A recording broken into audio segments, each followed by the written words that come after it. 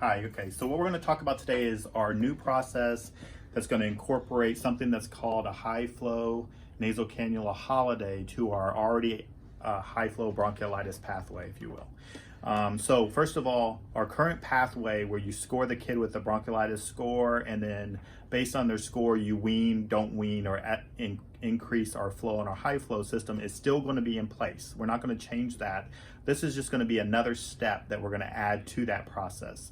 So first of all, what a high flow holiday is when the patient's bronchiolitis score falls between 0 and 8, so they're in the mild or moderate category, we're going to incorporate basically a turn off of the high flow and evaluate what do they look like during this time that we've just turned it off. And is their work of breathing, is their respiratory rate and their heart rate, are they within normal or acceptable levels versus how they were when the high flow was on. So if you will, we're kind of looking at how much support the high flow that they're on is giving to the kid. And we're going to do this BID. So you're going to do this once a shift, if applicable, right? And you're going to chart it. So some things that we're going to look at is if they're on an FiO2 greater than 21%, let's say they're on 30% oxygen, right? Well, this is only evaluating work of breathing. We're not evaluating if they need oxygen or they don't need oxygen in this. We just want to see, is the high flow needed for work of breathing? So if they're requiring more than 21% oxygen on their current setting of the high flow, we're going to change that patient to 100% oxygen, and we're going to take whatever flow they're on and we're going to lower it to 2 liters per minute. So basically recreating a regular nasal cannula. And that's going to be our holiday time on that kid that requires oxygen of some kind. Now, if they're on the high flow and whatever flow rate, but they're only on 21% oxygen, on those kids during the holiday, we're just going to take it off of them and do our assessment that we're about to talk about. Okay, so first thing is, how long are we going to assess them? So when we decide we're going to do a holiday BID, we have 2 steps. The first step is we're going to change the high flow. We're either going to take it off or we're going to lower it to 2 liters and 100% oxygen. And then we're going to assess them for 5 minutes. We're going to stay with them. We're going to look at them for 5 minutes. And we're going to see in that 5-minute time, does their heart rate go up by 20 beats from what it was? Does their respiratory rate go up by 10 breaths per minute from what it was? Or have they become exceedingly in distress, or their work of breathing has exceedingly increased? So those type of things would, like, they started nasal flaring, they started retracting worse, right? Those common sense kind of he just looks worse now would be his work of breathing has gone up too much, right? So if that occurs, then we immediately, in the 5 minutes, then we immediately go right back to whatever high flow settings they were on, and then we wait and we do it again on a BID frequency, and we try it again. The next shift, we'll try it again for 5 minutes. Now, in the 5-minute period, let's say we did that. So let's say the kid was on 30% oxygen. We go to 2 liters and 100%. And his work of breathing, his heart rate doesn't go up above 20 beats. His respiratory rate doesn't go up above 10 more breaths per minute. And he doesn't appear to be working much harder than he was before. So then we're going to leave him on that 2 liters at 100%. And we're going to let him be on that for 30 to 60 minutes, right? So in the 30 to 60 minute window, either you or the nurse is going to come back and you're going to reevaluate and look at him again. Does he still look the same? Is he still not working hard? Is his respiratory rate still, less than 10 and heart rate less than 20 increase?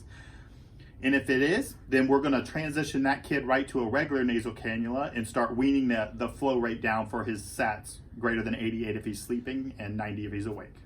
Our normal bronchiolitis SAT protocol.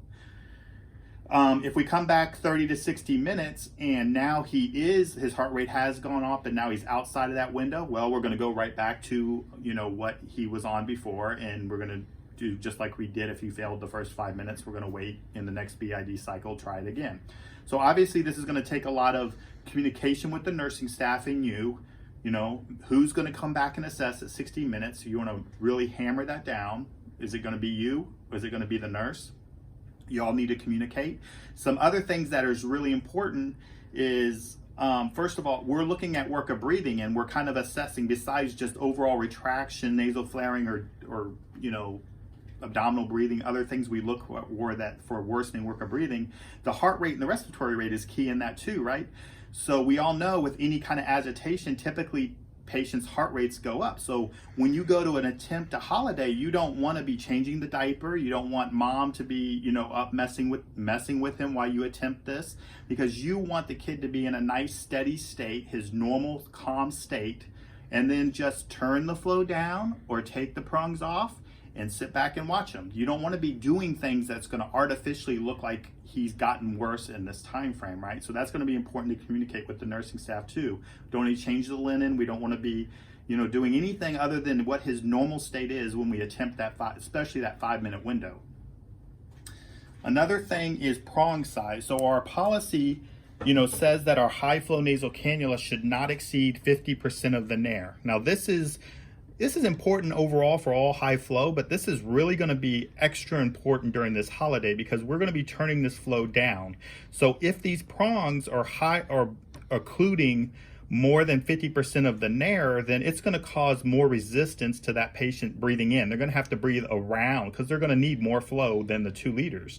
So they're going to need to pull that in from the room, and they're going to need to pull it in around the cannula. So we don't want the cannula to be too large in the nairs, and causing some resistance during that evaluation. So if you look at this mannequin, this is 50% of the nair. So what we're looking at is how big is that nair opening, and then what percent of that circle is being occluded by the prong itself. So on this mannequin right here, this is about your 50% size. You wouldn't want to go any higher in the prong size on this nose than what you're looking at right here.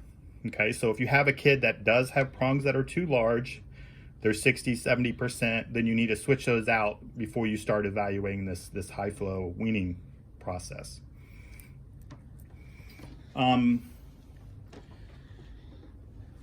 So if you have any questions about this, text me, text one of the supervisors, the charges.